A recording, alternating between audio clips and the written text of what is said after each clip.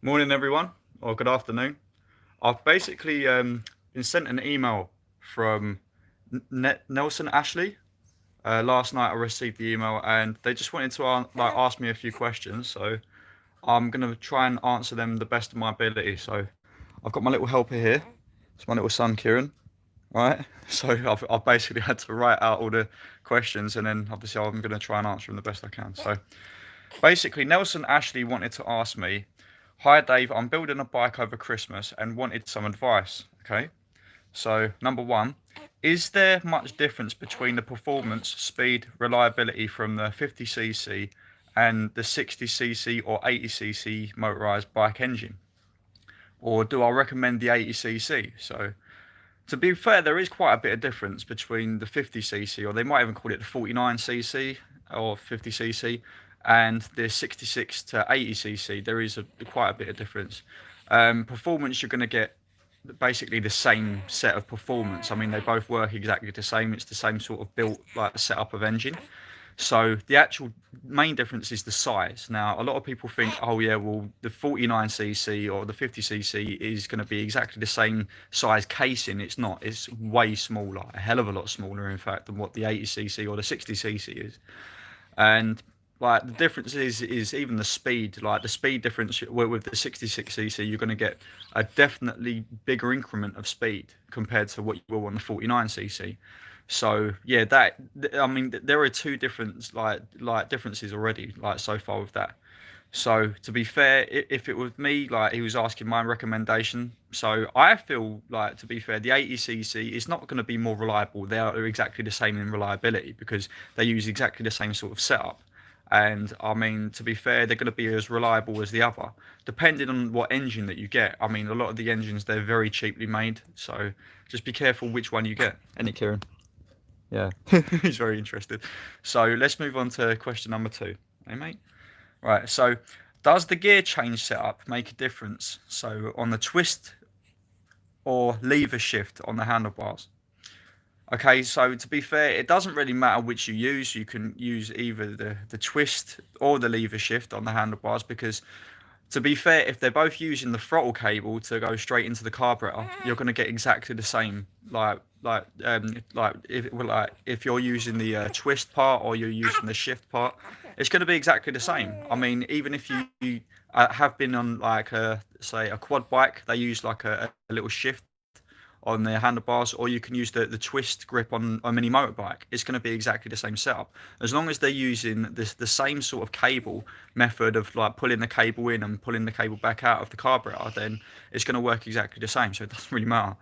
Um, Number three, would this work on a racer bike, or is it more suited on a MTB, meaning maybe a mountain bike? So I would preferably never ever put an engine on a racing bike because it seems a little bit too dangerous, to be fair.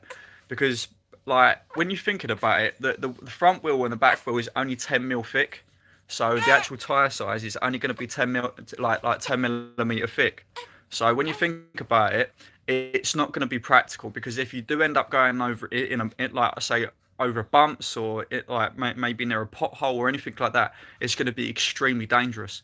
So the thicker the tires that you've got on the bike and the thicker the rims and the wheels, it's going to be way easier because people have actually broken rims on bigger mountain bike. So when you think about it, it's more about being safer than practical as well. So to be fair, I would prefer say using it on a mountain bike or even say like a BMX. A lot of people are doing like BMX conversions as well, and they're extremely safe because if they use them for stunts, then I'm pretty sure they're going to like hold up to whatever you throw at them, sort of thing. All right. And we're nearly there, mate. We're nearly there. Okay. So, number four. Once constructed, can the bike be left in a shed for 1 to 2 months without being used, or does the fuel have to be drained out for the winter? So, another thing, I mean, when it comes to winter, right, whatever fuel you're putting in, say, be like unleaded petrol, say, like, or normal petrol itself, me, I'll always use like super unleaded. And I feel as though it actually works pretty well compared to the normal unleaded. So, when it comes to it, you don't really need to drain out fuel if the bike's been in the shed for 1 to 2 months. It's really not long enough. And not like number two, basically fuel does not freeze. Okay, so whether it's in the shed for the winter, even if it was in the Arctic weather, it's not going to freeze like at all whatsoever. If, say, for instance, the bike's been left in the shed for over a year, then yeah, you can drain out the fuel then and then replace it. But to be fair, 1 to 2 months is not substantially long enough. I mean, I will recommend that obviously, like once it's been in the shed for 1 to 2 months, then you can take it out and then go to start the bike up and then maybe take it up and down the road like a few times, and then maybe put some fresher fuel in it, because to be fair, I mean, like it's not going to really like cause a lot of damage to the engine or whatever. So like I said, it's up to you, whatever you wanted to do, then you can do that. But if to be on the extra safe side, I would think that if you're putting it in your house and you wanted to store it in your house, then you can drain out the fuel. And also, what else you can do that I found out is a good idea as well is if you take a plastic bag and a little cable tie, and then you put that around the air filter. So obviously, like if you do that, then like another thing that you can do is put a little bit of tape around the bottom of your petrol tank where the pipes come out, and in that way it will just seal it off, so as you can actually store it in your house and it's not going to stink out your house full of petrol. Because that's another mistake that I was making as well, like over the years, is I was thinking like, why does my house like stink a bit? Because these things leak, right? Me, like since I've had these BBR tuning frames, obviously like they have got a built-in petrol tank, I don't have any of them problems whatsoever.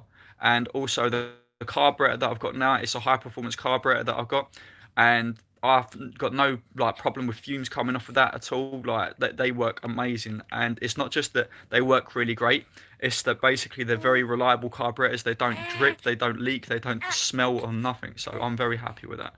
So another little thing that I was gonna like reach on, because obviously like that was the 4 questions that he sent me, so I've answered them to the best that I can. And yeah, I just wanted to tell you as well that if you really wanted to, you can also like do projects like this over winter. I mean, like it's a great little thing that you can do in your house. And if you really wanted to, I mean, like you can work on them inside your house. You don't have to be out in the cold, out in the shed, like or doing whatever. You can actually like work on them pretty much anywhere around the house, any room.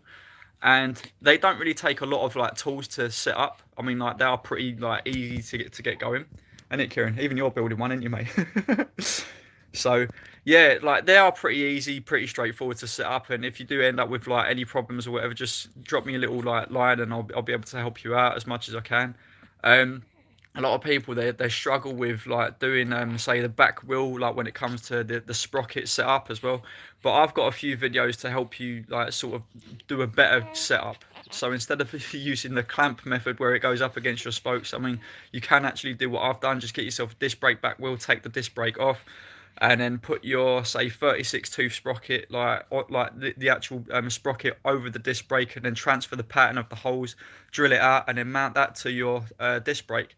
And in that way you've got yourself a proper setup, whereas it's not going through your spokes, it's actually part of your hub. I mean, like I've done a video a couple of years ago now and it's got a lot of views, so make sure that you check that out if you're struggling and then you're thinking about say doing something like similar to that, because that way you'll end up saving loads of back wheels.